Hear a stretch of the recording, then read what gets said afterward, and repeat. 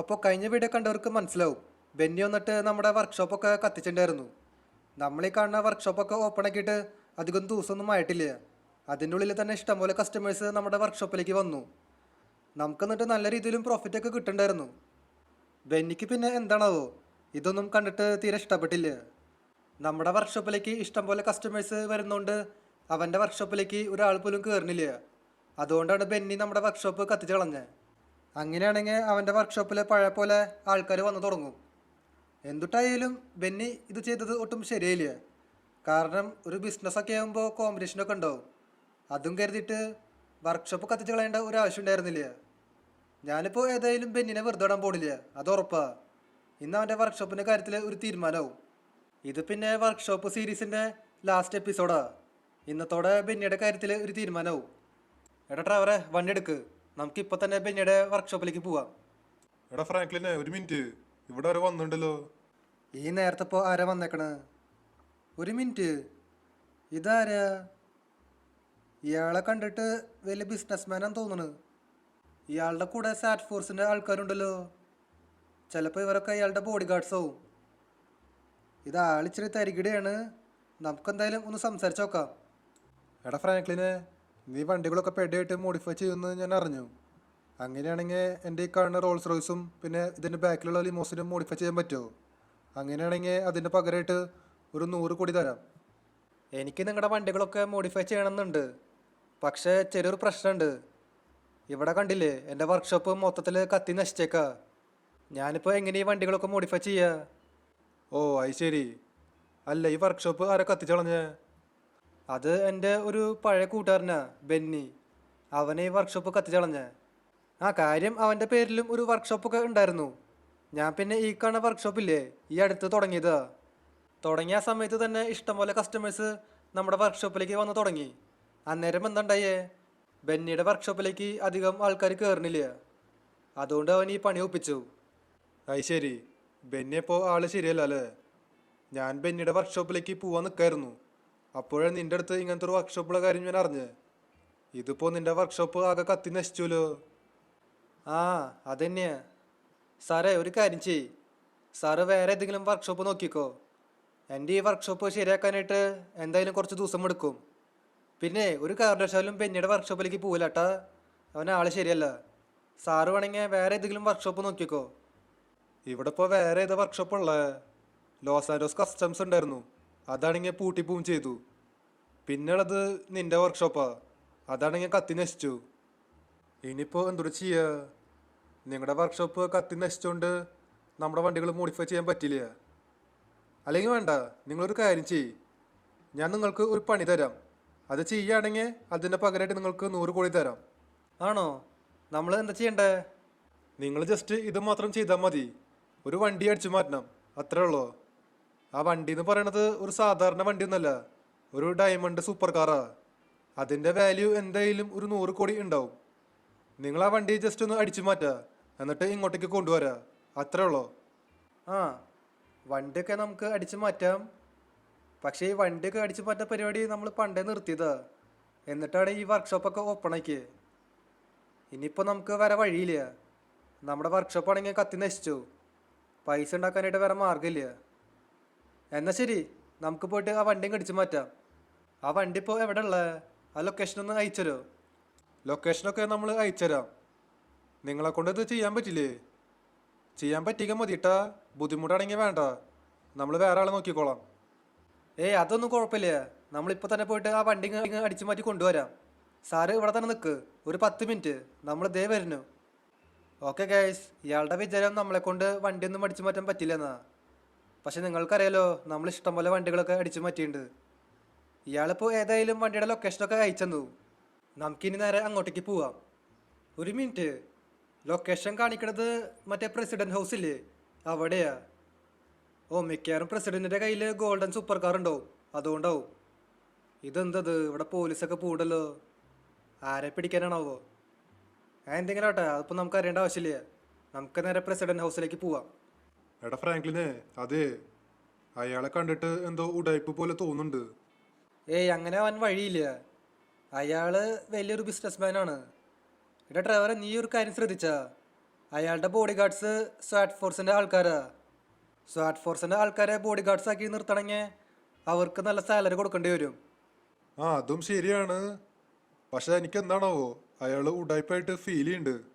ആടാ ഡ്രൈവറെ, നമുക്ക് അത് അന്നേരം നോക്കാം. നമുക്ക് ആദ്യം പ്രസിഡന്റ് ഹൗസിലേക്ക് പോവാം, എന്നിട്ട് ആ കാറങ്ങ് അടിച്ചു മാറ്റാം, എന്നിട്ട് ബാക്കി കാര്യം. അഥവാ അയാൾ ഉടായി പറക്കാൻ നോക്കിക്കഴിഞ്ഞാൽ നമുക്ക് ആ കാറങ്ങ് സ്വന്താക്കാം.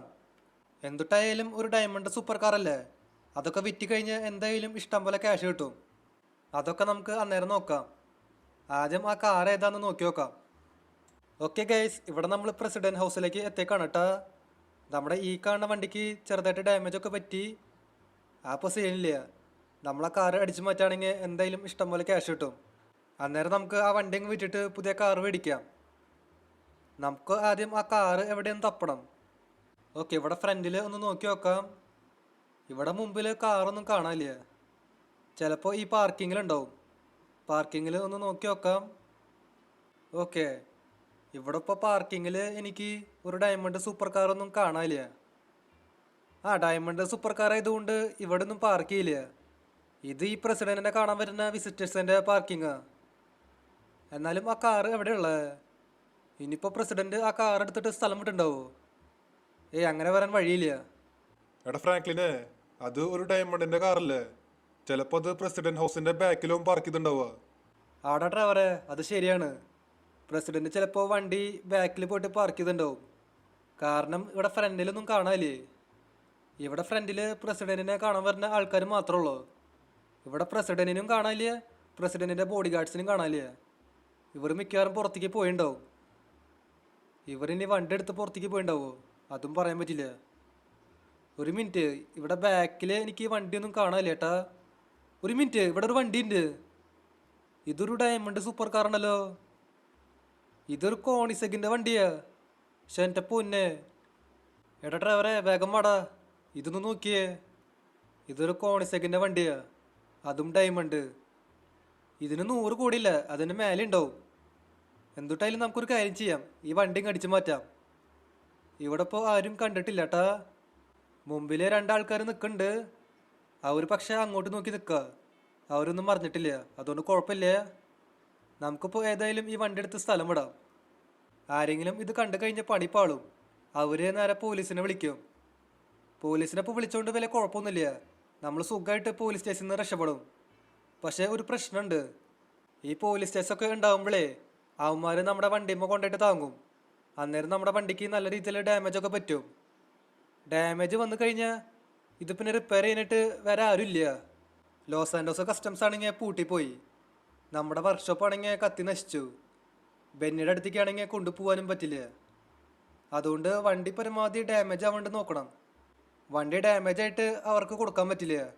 അങ്ങനെയാണെങ്കിൽ നമുക്ക് 100 കോടി കിട്ടില്ല. നമുക്കപ്പോൾ നോക്കി കണ്ട് ഓടിക്കേണ്ടി വരും. ഒരു ചെറിയ സ്ക്രാച്ച് പോലും വരാൻ പാടില്ല.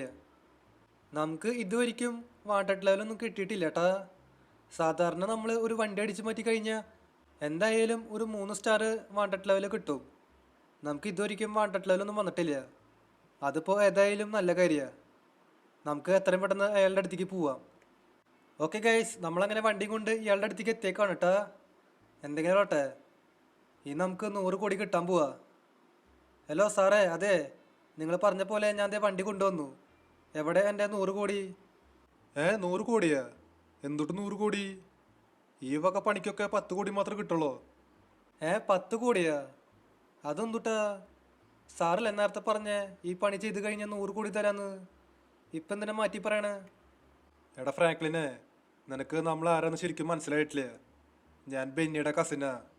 പിന്നെ ഈ കാണുന്ന സാറ്റ് ഫോഴ്സിൻ്റെ ആൾക്കാരില്ലേ, അവർ ഒറിജിനൽ ആൾക്കാരൊന്നുമില്ല, അവർ ഡ്യൂപ്ലിക്കേറ്റാ. അത് ശരി, നിങ്ങളപ്പോൾ നമുക്കിട്ട് പണിയായിരുന്നു അല്ലേ? നമ്മളൊട്ടും വിചാരിച്ചില്ല ഏട്ടാ. എടാ ഫ്രാങ്ക്ലിനെ, നിന്നോട് ഞാൻ അപ്പോഴേ പറഞ്ഞതല്ലേ ഇത് ആള് ശരിയല്ലെന്ന്. ഇനിയിപ്പോൾ എന്തൊരു ചെയ്യാ? എടാ ഡ്രൈവറെ, പൈസ കിട്ടിയില്ലെങ്കിലും കുഴപ്പമൊന്നുമില്ല. നമ്മുടെ കയ്യിൽ ഈ കാറുണ്ടല്ലോ, അത് മതി. നീ വന്ന് വണ്ടിയിൽ കയറ്, നമുക്ക് ഇവിടെ നിന്ന് പോവാം.